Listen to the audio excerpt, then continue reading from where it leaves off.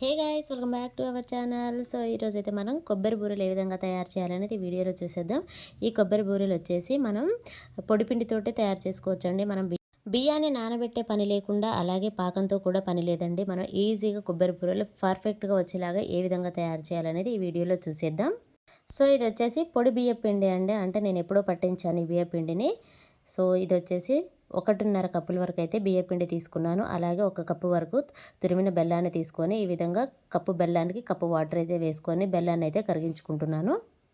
So బెల్లం కరిగేంత వరకు మనం ఈ విధంగా కలుపుకుంటూ బెల్లాన్ని కరిగించుకోవాలి. బెల్లం కరిగిన తర్వాత స్టవ్ ఆఫ్ చేసుకోవాలి. ఇక్కడ మనం పొడి బియ్య పిండి తీసుకున్నాం కదా, ఈ పొడి బియ్య పిండిలో కొద్దిగా వాటర్ అనేది చల్లుతూ ఈ విధంగా పిండి మొత్తం కలిసేలాగా కలుపుకొని ఈ పిండిని మనం అదిమి పెట్టుకొని ఉంచాలన్నమాట. అంటే మనం అరిసెల పిండి పట్టించినప్పుడు ఈ పిండిని ఈ విధంగానే అదిమి పెట్టి ఉంచుతారనమాట. అంటే గాలికి ఆరిపోకుండా మూత పెట్టి కానీ, లేకపోతే ఈ విధంగా గట్టిగా అదిమేసి పక్కకు పెడతారు కదా. సో ఆ విధంగానే మనం వాటర్ చల్లి కలిపిన తర్వాత ఈ విధంగా ముద్దలాగా పక్కకి కలిపి పెట్టేసుకోవాలి. దానిపైన మూత పెట్టుకొని ఒక 5 మినిట్స్ వరకు పక్కన పెట్టుకోవాలి. ఇప్పుడు ఈ బియ్య పిండిలో 1 కప్పు వరకు పచ్చి కొబ్బరి తురుము వేసుకోవాలి. అలాగే పావు టేబుల్ స్పూన్ ఇలాచి పౌడర్ వేసుకోవాలి. అలాగే మనం ముందుగానే కరిగించి పెట్టుకున్న బెల్లం వాటర్ని కొద్దిగా వేసుకుంటూ మనం అరిసెల పిండికి ఏ విధంగా అయితే కలుపుకుంటామో ఆ విధంగా వచ్చేలాగా కొద్దిగా బెల్లం వాటర్ని వేసుకుంటూ కలుపుకోవాలి. ఒకవేళ ఎవరైనా స్వీట్ ఎక్కువగా తినాలి అనుకుంటే మాత్రం మనం బెల్లం 1 కప్పు తీసుకున్నాం కదా, బెల్లం 1.5 కప్పు కూడా తీసుకోవచ్చు. 1.5 కప్పు బియ్య పిండికి 1.5 కప్పు బెల్లం కూడా వేసుకోవచ్చు. మనకి స్వీట్ ఎక్కువగా కావాలి అనుకునే వాళ్ళు ఈ విధంగా వేసుకోవచ్చు. ఎందుకంటే మనం పాకం ఏమీ పట్టట్లేదు కాబట్టి మనకు కొలతలతో అంత అవసరం ఏమీ ఉండదు. మనకు కావాల్సినంత స్వీట్ అయితే వేసుకోవచ్చు. సో ఈ విధంగా మొత్తం కలిసేలాగా కలుపుకోవాలి.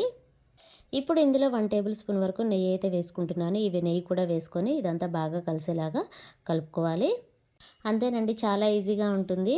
సో ఈ విధంగా పిండి కలుపుకున్న తర్వాత మనం ఏదైనా కవర్ కానీ, లేకపోతే ఏదైనా ఆకు కానీ తీసుకొని దానిపైన ఆయిల్ కానీ నెయ్యి కానీ అప్లై చేసుకొని మనకు కావాల్సిన సైజులో ఈ అప్పాలనేది చేసుకోవాలి. ఈ విధంగా చేసుకున్న తర్వాత మనం కాగే నూనెలో వేసుకొని మంచి కలర్ వచ్చేంత వరకు ఫ్రై చేసుకోవాలి. ఫస్ట్ టైమే ఈ విధంగా అయితే ట్రై చేశానండి. చాలా పర్ఫెక్ట్గా వచ్చాయి. ఎందుకంటే పాకం అవి ఇవి అంటే మనకు కొంచెం టైమే పడుతుంది. బియ్యం నానబెట్టాలి, అది ఎలా వస్తుందో ఏంటో అనే టెన్షన్ కూడా ఉంటుంది కదా. సో ఒకసారి అయితే ఈ విధంగా ట్రై చేద్దామని ట్రై చేశాను.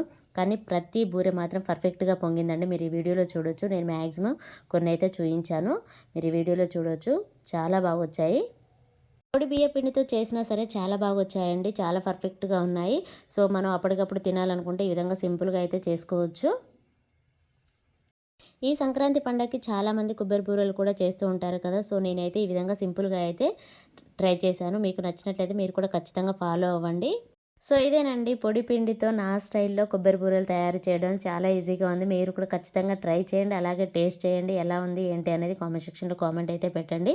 సో ఇదేనండి ఈరోజు వీడియో. ఈ వీడియో కనుక మీకు నచ్చినట్లయితే ప్లీజ్ లైక్ చేయండి, షేర్ చేయండి, కామెంట్ చేయండి, అలాగే సబ్స్క్రైబ్ కూడా చేయండి. Thanks for watching.